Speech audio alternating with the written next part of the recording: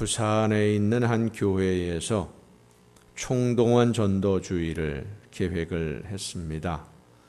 모든 성도들이 한 마음으로 기도하면서 이웃을 초청하기 위해서 전도하고 노력하는 중인데, 목사님이 강단에서 성도님들과 의논 한마디 없이 폭탄 선언을 했습니다. 이번 총동원 전도주일에 우리가 초청할 목표가 1000명입니다. 그 교회는 한 50명 정도 모이는 교회입니다. 1000명을 초청을 하려면 한 사람당 최소한 20명 이상씩 모시고 와야 되는 그런 상황이 된 거죠. 1000명을 초청하기로 한다 폭탄 선언을 하니까 성도님들이 술렁술렁 거렸습니다. 어떻게 1000명이 올 수 있나? 다 들어오지도 못할 텐데 어떻게 하려고 하나?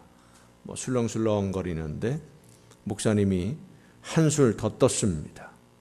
장로님이 한 분이 계시는데, 장로님, 지금 사는 동네에서 몇 년 사셨습니까? 태어나서 지금까지 살았으니까 한 60년 넘게 살았지요. 그러면 장로님 60년 동안 한 동네에 살면서 동네 사람들 50명 못 모시고 오면 인생 실패한 거 아니겠습니까? 장로님의 이야기를 듣고 교회 한번 와달라는데 그게 안 되면 인생 실패한 거고, 인생 실패한 게 아니면 전도하기 싫어서 안 하는 것이니까 신앙생활 실패한 거고, 둘 중에 하나는 실패한 겁니다.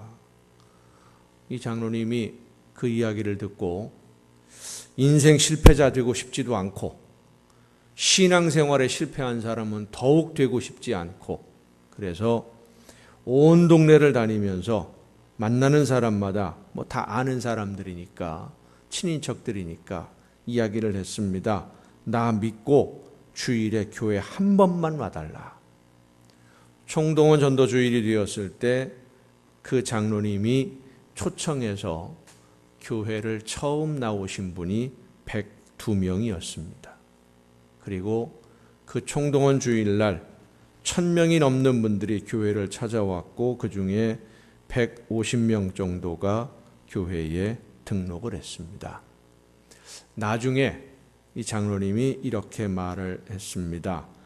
동네 사람들이 내 말을 믿지 못할 정도로 내가 함부로 살지 않았는데 왜 지금까지 내 인생을 걸고 전도할 생각을 하지 않고 있었을까? 좀 일찍 그런 결심을 했더라면 더 좋았을 텐데. 요즘 우리는 새로운 소식의 홍수 속에서 살아갑니다. 날마다 쏟아지는 뉴스들, 그리고 인터넷, 유튜브, 사회관계망 서비스를 통해서 전해지는 수많은 이야기들, 그 많은 이야기들이 똑같은 내용을 가진 이야기라면 고민할 필요가 없겠습니다마는 서로 다른 이야기를 하고 있으니까 똑같은 사안에 대해서 전혀 다른 방향의 이야기를 하니까 어떤 소식이 진짜고 어떤 소식이 가짜인지 이걸 분간해낼 재간이 없어요. 나와 상관없는 이야기라면 그냥 무시하고 지나가도 되겠습니다마는 정치, 경제 현실과 관련이 있는 그런 이야기들은 우리의 일상생활과 밀접한 관련이 있기 때문에 그저 지나칠 수도 없습니다.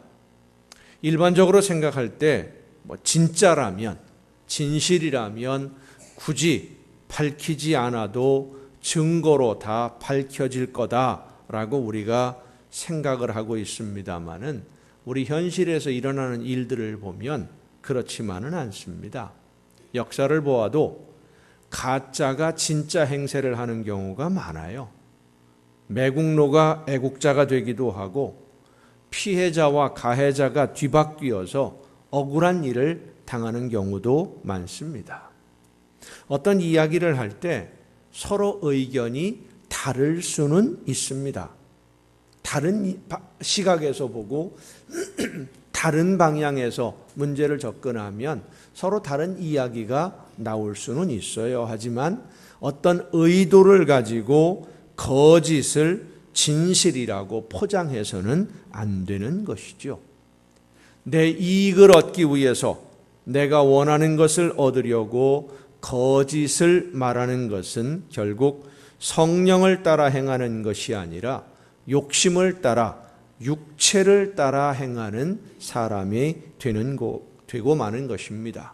무엇보다 우리 영혼이 죽고 사는 이 복음에 대해서만큼은, 복음을 전함에 있어서는 우리는 진실을 모든 사람들에게 알려야 됩니다. 듣든지 안 듣든지, 안 들으려고 해도 진실은 진실이라고 열심히 설명해 줘야 돼요. 그런데 왜 사람들은 거짓말은 잘 믿고 속으면서 진실을 이야기하면 듣지도 않고 외면하는 것일까?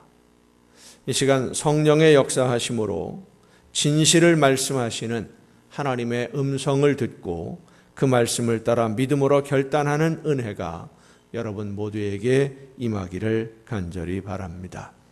창세기 19장에 보면 소돔과 고모라 성의 죄악이 너무 심해서 유황불로 멸하시려고 하나님이 계획하실 때에 아브라함의 조카 롯을 죽음의 수렁에서 건져내 주시는 장면이 있습니다. 롯과 그 가족들을 건져내실 때 묻습니다. 롯에게 혹시 이 성에 내 가족들이 또 있느냐? 그들과 함께 이 성에서 빨리 나가라. 그 말을 듣고 롯이 딸이 둘이 있는데 이 두 딸과 결혼할 사위들을 찾아가서 이야기합니다. 하나님이 이 성을 멸하실 것이니 이 성을 떠나자 하니까 성경에 보면 두 사람이 뭐라고 이야기했느냐? 농담으로 여겼다 그랬습니다. 농담으로 여겼다. 결국 롯의 가족만 성에서 나왔고 다른 모든 사람들 유황불로 멸망당하고 맙니다. 왜 진실을 이야기하고 위험을 이야기하는데도 듣지 않고 믿지 않는 것일까? 두 가지 이유를 생각해 볼 수 있습니다. 하나는 그들의 마음이 완악해서 듣기 싫어하기 때문이에요. 마음이 닫혀 있으니까 듣고 싶지 않은 것이죠. 그리고 또 하나는 전하는 사람을 신뢰하지 않았기 때문입니다. 믿을 만한 사람이 아니니까. 무엇보다 중요한 것은 그들의 마음이 완악해서 사탄의 굴레에 사로잡혀 있기 때문에, 그리고 어리석기 때문에 들으려고 하지 않습니다. 자기들은 스스로 생각하기에 지혜롭다고 생각을 하지만 실제로는 미련한 것이죠. 내가 알고 있는 것이 진리라고 믿고 있지만 사실은 거짓이라는 것을 그들은 알지 못합니다. 그래서 진실을 이야기하면 자신들이 지금까지 진실이라고 알고 있던 것과 비교하게 되고 자기들의 상식에 비추어서 평가를 하고 판단을 하니까 진리의 복음이 그들에게는 어리석은 이야기로 들리게 되고 맙니다. 롯의 사위들이 농담으로 여겼다라는 것은 자기들이 생각하기에 있을 수 없는 일이라고 판단되었기 때문입니다. 있을 수 없는 일이다. 하늘이 저렇게 맑은데 갑자기 하늘에서 불이 떨어져서 온통 성이 멸망당한다. 에이, 말도 안 되는 소리다. 상식적으로 볼 때 있을 수 없는 일이에요. 롯이 소돔성이 멸망한다고 믿고 사위들에게 떠나자라고 하는 그 말을 이들이 듣고도 움직이지 않은 것은 롯이 하는 말과 행동이 자기들이 알고 있는 것과 너무나 다르기 때문이었어요. 그들은 자기들이 알고 있는 사실과 현실 인식이 진실이라고 믿었고 롯의 행동과 말은 거짓이라고 생각했던 겁니다. 누군가 롯에게 거짓말을 했는데 거짓말을 듣고 속아서 저러고 있다고 판단을 한 것이죠. 오늘 우리가 살아가는 이 사회는 거짓과 진실을 구별하기가 참 어렵습니다. 특히 정치권에서 하는 이야기를 들으면 누구 말이 진짜고 누구 말이 거짓말인지 정말 구분하기가 어려워요. 요즘 경제 문제에 대해서 국민들이 아주 민감하게 반응을 하다 보니까 너도 나도 여당이든 야당이든 경제 문제를 가지고 상대방을 공격하고 있는데 솔직히 우리나라 경제가 지금 어떻게 되고 있는지 그 실정을 전체적으로 알고 있는 국민 얼마나 있겠습니까? 거의 없어요. 왜 먹고 살기가 이렇게 힘들어지는지, 지금 당장 힘든 건지, 좀 있으면 또 좀 나아질지, 이게 지금 나아지고 있는 건지 나빠지고 있는 건지 그 현실도 모르고요. 그 이유를 분명히 알고 있는 국민 거의 없어요.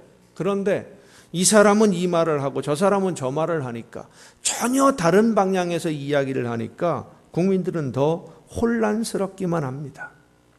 사람들은 어떤 새로운 소식을 듣게 되면 그 소식의 진실과 거짓을 사실에 입각해서 판단하기보다는 거의 대부분이 내가 알고 있는 것을 바탕으로, 그리고 나에게 이익이 되는 방향으로, 또 한 가지는 내가 지금 생각하고 있는 방향으로 모든 것을 받아들이려고 하는 그런 경향이 있습니다.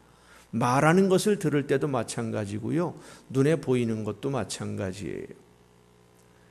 성도님들 중에 당구라고 하는 것을 하시는 분이, 당구 치는 분들이 있는지 모르겠습니다만은, 당구를 치는 사람들의 이야기를 들으면 한참 맛의 재미가 들리면은요, 버스를 타면 사람 머리가 당구알로 보인답니다. 이걸 이렇게 해서 이렇게 맞추면 딱 좋겠구나. 서울에 있는 어떤 한 큰 교회의 목사님이 볼링을 참 좋아하셨어요. 지금은 은퇴하셨는데, 그 교회는 부목사님들이 부임하면 제일 먼저 하는 일이 볼링 세트를 사야 됩니다. 담임 목사님하고 볼링을 하러 가야 되니까. 왜 볼링을 하냐 그러니까 그 목사님이 그런 이야기를 했어요. 속상한 일이 생기면 볼링공을 들고 가서 볼링장에 가서 볼링 핀에다가 저거는 아무개, 저거는 아무개, 요거는 아무개 세워놓고 한 대 딱 때려서 와장창 무너지면 기분이 좋대요. 사람 머리가 볼링공이 사람 얼굴로 보이면 안 되겠지요. 관심이 그쪽에 가 있으면, 관심이. 또 그런 이야기가 있습니다. 바둑에 빠진 장로님이 계셨어요. 오늘 장로님 얘기를 많이 하는데 우리 신장로님 얘기하는 거 아닙니다. 우리 신장로님도 바둑 좋아하시는데, 바둑에 푹 빠진 사람이 바둑을 두고 있다가 그만 토요일 날 저녁에 바둑에 졌어요. 내기 바둑을 뒀는데 졌어요. 그 돌 하나를 제대로 놨으면 이기는 건데 그거 하나 실수하는 바람에 졌어요. 그게 온통 머리에 들어있으니까 얼마나 속이 상한지 하루 종일 그것만 생각하고 있다가 주일날 아침에 예배 드리러 왔는데, 그날 대표 기도회예요. 대표 기도를 하시는데 기도하는 동안에도 온통 바둑 생각만 있어요. 빨리 예배 끝나고 와서 그 사람을 만나가지고 내기 바둑을 다시 둬야 되거든요. 그래서 기도하는 마지막에 이렇게 기도합니다. 예수 그리스도의 이름으로 기도합니다. 아다리. 바둑밖에 없으니까. 오래전의 유머입니다마는 늦은 밤에 술에 취한 한 사람이 버스를 붙들고 물어봅니다. 이 차 어디로 갑니까? 지금은 없어진 버스 안내양이 청량리 중량교 갑니다 라고 대답을 했어요. 이 술에 취한 사람이 갑자기 그 이야기를 듣더니 왜 사람을 무시하느냐고 막 욕을 하더니 폭력을 휘둘러요. 버스가 출발을 못하는 거예요. 경찰이 출동을 해서 경찰서로 데리고 갔습니다. 왜 버스에서 소란을 피웠느냐? 그랬더니 이분이 하는 말이, 글쎄 나보고 차라리 죽는 게 낫다고 하니까 얼마나 화가 나겠습니까? 나를 무시하고 말이야. 아니 사람 보고 차라리 죽는 게 낫다는 게 말이 되는 얘기냐고. 그래서 안내 양에게 물었습니다. 왜 그런 말을 했느냐? 자기는 그런 말 한 적이 없답니다. 뭐라고 했느냐? 어디로 가는 버스냐고 묻길래 청량리 중량교 간다고 했습니다. 청량리 중량교 가요를 차라리 죽는 게 나요라고 들었으니 아마도 이분은 힘들고 속상한 일이 있어서 술에 취한 일과 무슨 연관이 있었겠지요. 내가 듣고 싶은 방향으로, 내가 관심을 가지고 많이 생각하는 방향으로 모든 것이 들려오는 것처럼 나에게 유익이 되는 소식은 진짜로 들리고 나에게 이익이 안 되는 뉴스는 거짓으로 들립니다. 이제 내년이면 국회의원 선거가 있는데 국회의원에 출마하는 분들이 여론조사를 많이 합니다. 내가 당선이 될지 안 될지, 사람들에게 유리한지 불리한지, 언론에 실리는 뉴스를 보는데 이분들이 거의 대부분이 보통 끝까지 열심히 선거운동을 하는 이유가 뭐냐면 유리하게 들려오는 소식들은 전부 진실이고요. 나한테 불리한 거는 저건 거짓말이다 라고 생각을 해요. 여론조사를 했는데 내가 의뢰를 해서 여론조사한 것은 내가 이기는 것으로 나왔는데 다른 사람이 여론조사를 하니까 내가 지는 것으로 나와요. 그럼 저 사람은 가짜고 나는 진짜고, 저 사람이 조사한 거는 잘못된 거고 나는 제대로 조사한 거고, 이렇게 해석이 되는 거예요. 사실인지 아닌지 확인해 볼 것도 없이 나와 상관이 없는 소식들은 또 무시해 버리고 맙니다. 이렇게 사람들에게 무시당하고 외면당하는 소식 중에 예수 그리스도의 복음이 있어요. 복음은 말 그대로 좋은 소식입니다. 복된 소식입니다. 유익한 소식입니다. 모든 죽어가는 영혼들에게 영원한 생명을 주시려는 하나님의 사랑을 전하는 놀라운 기쁨의 소식입니다. 그런데도 사람들이 듣지 않으려고 합니다. 오늘 우리가 읽은 본문 말씀을 보면 빌립이라고 하는 사람이 예수님을 만났어요. 예수님의 말씀을 듣고 예수님이 어떤 분인지를 알게 되니까 그저 가만히 있을 수가 없었습니다. 그래서 한 마을에 살고 있는 나다나엘이라는 사람을 찾아갑니다. 아마도 이 빌립이라는 사람에게 있어서 나다나엘은 제일 친한 친구였거나 아주 소중한 이웃으로 기억하고 있었던 사람 같습니다. 제일 먼저 찾아갔으니까. 나다나엘을 찾아간 빌립이 모세가 율법에 기록하고 여러 선지자가 기록한 그 사람, 하나님이 보내신다고 약속하신 그 메시아를 우리가 만났다. 이야기를 하니까 나다나엘이 물어봅니다. 어디 사람이냐? 나사렛 사람이다. 나사렛이라는 동네에서 어떻게 그런 인물이 날 수 있겠느냐? 말도 안 되는 소리 하지 말라는 것이죠. 이 나다나엘은 율법을 많이 아는 사람이고 선지자의 글도 많이 아는 사람입니다. 그래서 나사렛에서 메시아가 태어나는 것이 아니라 메시아는 베들레헴에서 태어나야 한다는 것을 알고 있어요. 다윗의 후손인 유다 지파여야 한다는 것도 알고 있었습니다. 그런데 빌립이 만난 사람이 나사렛 사람이라고 하니까 그 나사렛이라는 지방은 유다 지파 땅이 아니거든요. 그러니까 그 사람은 아니다. 그 사람은 뭔가 잘못된 거다. 헛소문일 거다. 너 잘못 알은 거야. 그렇게 말하는 거예요. 빌립이 이 나다나엘을 설득을 하다가 더 이상 설명할 말이 없으니까 한 말이 마지막에 오늘 본문 46절에 뭐라고 합니까? 와 보라. 와서 봐라. 내가 어떻게 설명할 방법이 없으니까 직접 가서 한번 만나보고 이야기하자. 만나보지도 않고 아니다 맞다 하지 말고 한번 만난 다음에 예수님이 어떤 분인지 만나보고 나서 그리고 다시 얘기하자. 그 말에 나다나엘이 빌립을 따라 나섰어요. 그리고는 예수님을 만나고는 당신은 하나님의 아들이십니다 고백을 합니다. 여러분, 나다나엘이 빌립을 따라 나선 이유가 무엇입니까? 빌립이 하는 이야기는 믿을 만한 이야기가 아니다라고 판단을 했어요. 나다나엘이 나사렛이라는 동네에서 선한 선지자 메시아? 에이, 그건 아니야. 넌 잘못한 거야. 당신이 잘못 들었어. 그 사람을 만났다고? 아, 속은 거야.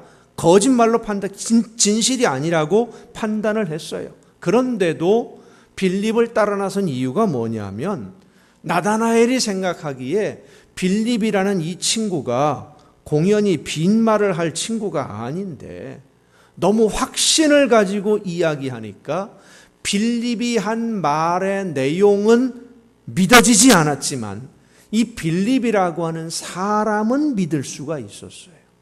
그래서 이 믿을 만한 친구가 도대체 어떤 사람을 만나서 무슨 이야기를 들었기에 이렇게 확신을 가지고 이야기할까? 이 친구가 하는 이야기라면 내용을 떠나서 이 사람은 믿을 수 있으니까, 친구 빌립이라는 사람을 믿을 수 있으니까 한번 따라가서 만나보자.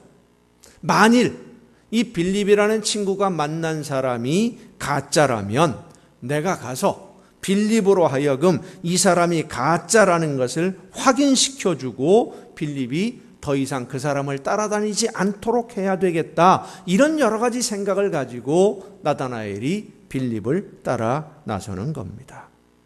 만약 이 빌립이라는 사람이 나다나엘에게 신용이 없는 사람, 신뢰를 얻지 못하는 사람이었다면 나다나엘은 빌립을 따라 나서지 않았을 것입니다. 빌립이 착하고 선한 사람이 아니었다면 빌립이 누구를 따라다니든지 나다나엘은 신경도 쓰지 않았을 것입니다. 그런데 빌립은 신용이 없는 사람이 아니었고 신뢰가 없는 사람도 아니었어요. 나다나엘에게 있어서 빌립은 가깝고도 친한 그리고 좋은 친구였던 것입니다. 그래서 빌립의 말을 듣고 예수님을 만나러 온 것입니다. 사랑하는 성도 여러분, 오늘 우리가 전하는 복음, 하나님이 이 세상을 사랑하셔서 모든 사람을 구하시려고 외아들을 이 세상에 보내셨고 모든 사람들의 죄를 대신 책임지고 십자가에서 죽으심으로 대속의 제물로 삼으셔서 예수 그리스도가 나를 대신해서 목숨 버리셨다는 것을 믿는 모든 사람들의 죄를 하나님이 용서해 주시고 하나님의 자녀가 되어서 영원한 생명을 약속받는다는 이 복음을 우리가 정말로 믿고 있다면, 예수 그리스도로 말미암아 내가 영원히 살게 되었음을 정말 믿는다면 이 소식을 전하지 않을 수가 없는 거예요. 복음을 전하지 않는 것은 둘 중에 하나입니다. 내가 믿지 않거나 이웃을 사랑하지 않거나 그들에게 관심이 없으니까. 복음을 믿지 않으면 어떻게 되는지를 우리가 분명히 알아요.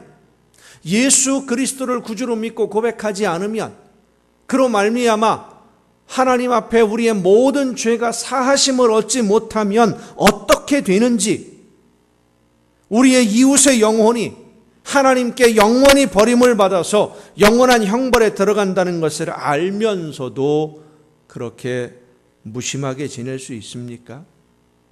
내가 사랑하는 자녀들이, 내 부모와 형제가 영원한 형벌에 들어가게 된다는 것을 알면서도 네 인생 네가 알아서 해라, 그렇게 내버려 둘 수 있습니까?